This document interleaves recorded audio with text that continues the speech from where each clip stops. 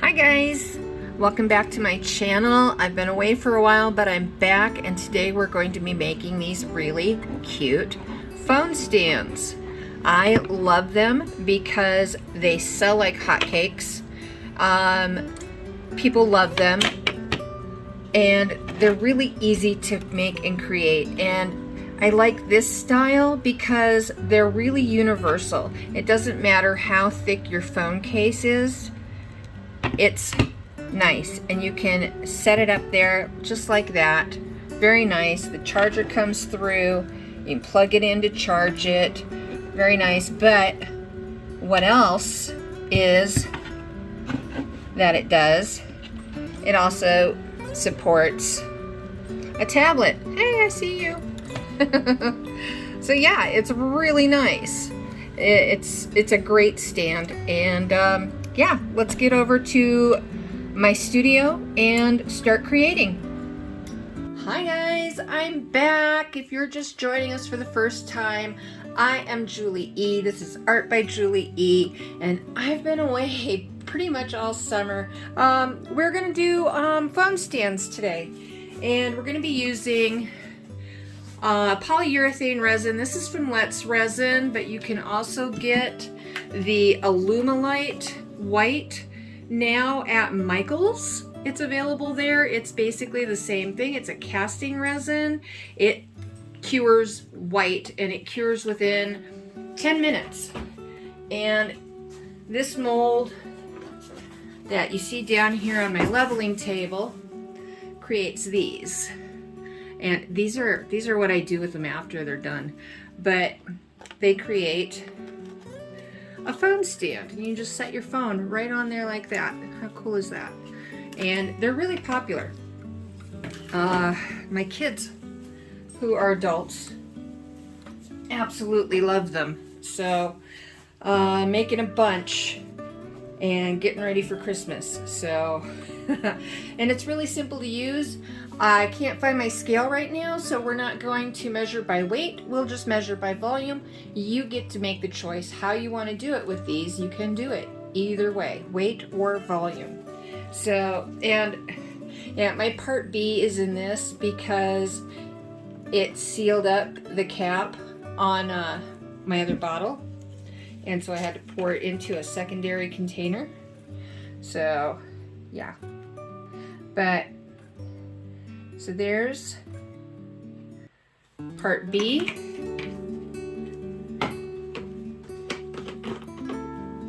Here goes part A. Now we're just going to take that, hopefully you can see that, and we're going to dump them into the cup together. There we go. Set those aside. And then we're just going to mix until it's clear. Only takes a second or so. And you can kind of feel a little bit of warmth in your hand while you're mixing it. So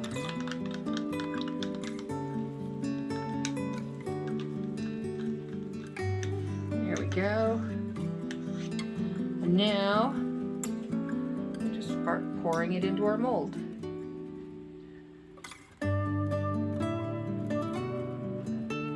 Make sure your mold is on a level surface for these, because you don't want one side thicker than the other.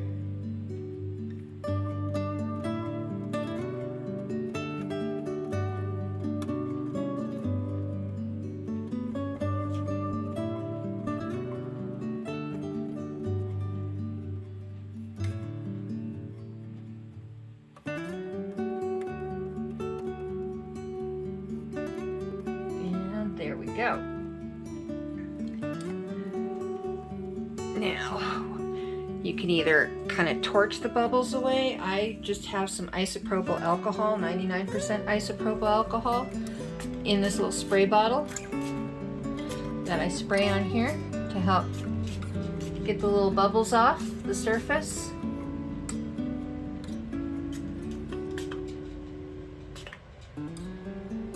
go. And it shouldn't take too long now. You can see a bunch of bubbles along the edge. And this is going to come out discolored for me because something spilled in my mold along the way of the move and added a weird yellowy pigment. Let's see. There, you can kind of see it there. It's like some weird flash pigment that I've poured alcohol, straight alcohol, into these molds and cleaned them, and for some reason I'm still getting that. So yeah, but as you saw, we are going to be putting alcohol ink over them, and you won't see any of that yellowness once we're done. See how fast it's curing? We're going to give that another 10 minutes and then come back and check it, and they should be good to go. 10, 9, 8, 7, 6, 5, 4, 3, 2, 1. Okay, time to check them. They are cooled down. They're still a bit warm to the touch, but they are cooled down. And you can start pulling them apart. You definitely want to give them their time. You don't want to pull them out too soon because sometimes there can be a little bit of wet gooiness along the outer edges. So let them sit a full 15 or so minutes to where they're cool to the touch. There we go. And there we have it. Now, this stuff and sharp edges. Oh, what I do is I just take a little sanding block and just knock those edges off, and then go around and sand the edges really good. See, it comes off really easy. And yeah, just sand these little edges down a bit so that they're not so sharp. And you're ready to start inking on them. Okay, so we're back, and I think I'm gonna go with a purple. This is Ranger alcohol ink. It's boysenberry, and because I already have a black one with some Pinata Opal and Pinata Brass that I think came out really cool looking. And then this one is, what one is this one? This one is Pinata Teal, along with Pinata Aqua, and once again, the Pinata Brass. I think all those colors come in an exciter pack. I would recommend that if you're just getting started with these. And then we'll go around and we'll do the edges in a minute. So, but let's get started on this. You can do this whichever way you want. If you want to put your colors down and blow it around, you can do that. These over here that I did were done with, I call them pouncers. I think other people call them daubers. Some people call them stampers. So whatever they're called, let's see. These are just alcohol ink applicator felts. So maybe it's just an ink applicator. I don't know what the exact technical term is. So let's put a new pad on there. There we go. This is 99% alcohol in this bottle. Just going to put a little bit down here, just for the heck of it. And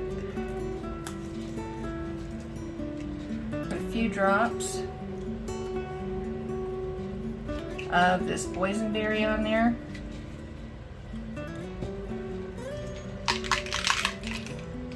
A little bit of the brass. I mix mine in a bottle with 99% alcohol.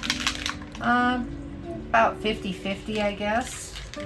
It just helps it flow better.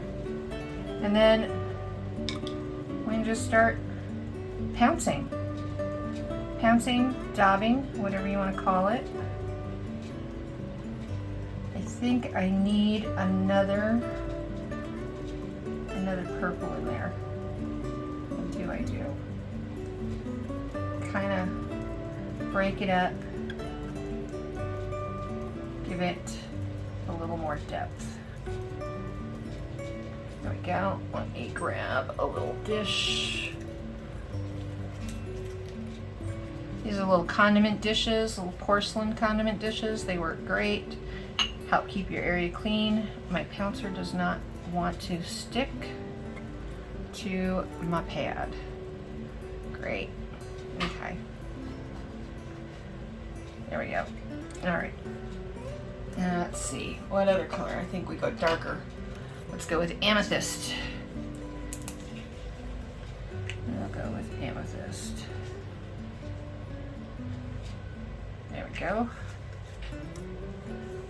And back to pouncing. Because there's still a lot on here. All your other inks and alcohol are still on your pad. It's still wet. You don't need to keep reactivating it constantly.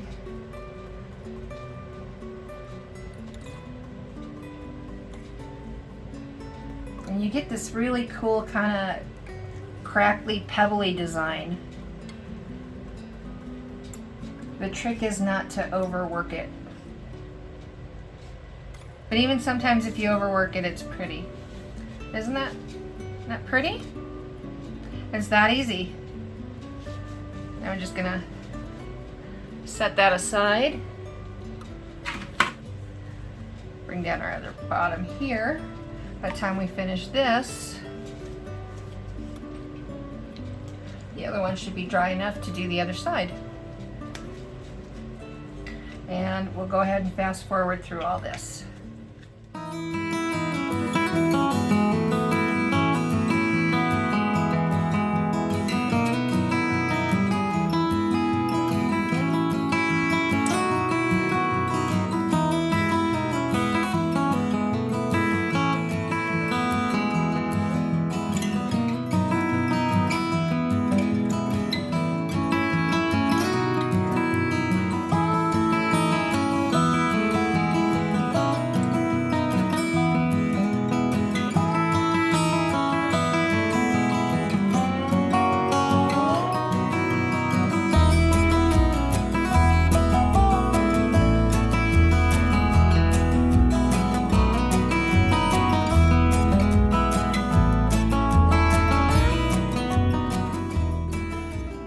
Now to go around the outside, I just have these acrylic markers, and I've had them for a few years now. I don't know if they're still available on Amazon or not. They are ZR dual tip acrylic paint pen.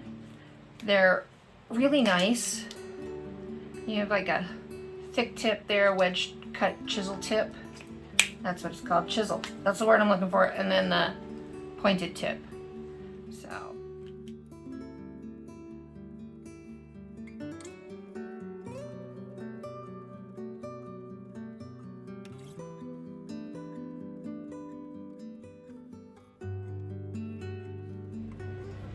Okay, and that's all there is to that. And then we're gonna spray them, give them 2 coats of Camar. And then once the Camar is dry, what I do, I don't re-resin these. What I will do is once I have sealed the alcohol ink, because you always want to seal your alcohol ink first. Now you can do that with either a matte varnish or Camar. Any type of semi-gloss or gloss usually contains an alcohol which reactivates your ink. So go with either a matte varnish that's kind of alcohol free, or the Camar varnish. Now 2 coats of this, and then once that's completely set up, I use this. It's an engine enamel, gloss clear. It's a ceramic. You don't have to bake it though, which is nice. Some of your engine enamels, you have to bake them at 500 degrees or higher. So, but yeah, this one you don't. I really love it. If you saw my jack-o'-lantern, my ceramic jack-o'-lantern from last October, that's what I clear coated this with. I did not go over it with resin. I clear coated it with this, a couple of coats, and it looks like it's got a resin gloss finish on it. It's beautiful. So yeah, I love this stuff. And I'll be back to show you what they look like once they're all complete and sealed and varnished. Back in a snap. And we're back. Here they all are put together. You just pop your phone right up on there and watch whatever you want. If you've made it this far and you liked what you saw, why aren't you hitting the subscribe button? Hit that subscribe, do the likey, subscribey, sharey things. It helps me out a whole lot and it's free for you. And also, check out my fellow companions on the Thursday train. First was Dave's DRH Acrylic-Creations, and then right after him was just Janice. And I will have the playlist for all of us down in my description below, along with all the products that links to the products that you saw here today. Put it on your nightstand, wherever, your office desk. They make great gifts. So I still have to spray these with a few more coats, and they're really easy to assemble. These just pop right in and out, and then reassemble. But yeah, I still need to put a couple more coats of the spray enamel on them. This one, I don't think I had enough Camar on it. You can see, it's got to be a reaction. I don't think it's a reaction to the brass. I'm not sure what it's a reaction to. Something either in the pitch black pigment or the opal caused it to turn copper, and I'm loving it. So yeah, I'm not mad at this. It's not gold anymore. It's coppery in all the gold areas, but yeah, it's cool. It's cool, man. I'm digging it. I hope you digged it too. I think they come out really pretty. And yeah, backside too. Look at that. All the way around. Pretty nice, huh? So yeah, they're good money makers. I hope you get the mold. I will try and find the link. I believe I got it through Luvz Resin. And I'll have links for these products down in my description, so you can start making gifts and making money. Until next time, loves and hugs, y'all. Bye!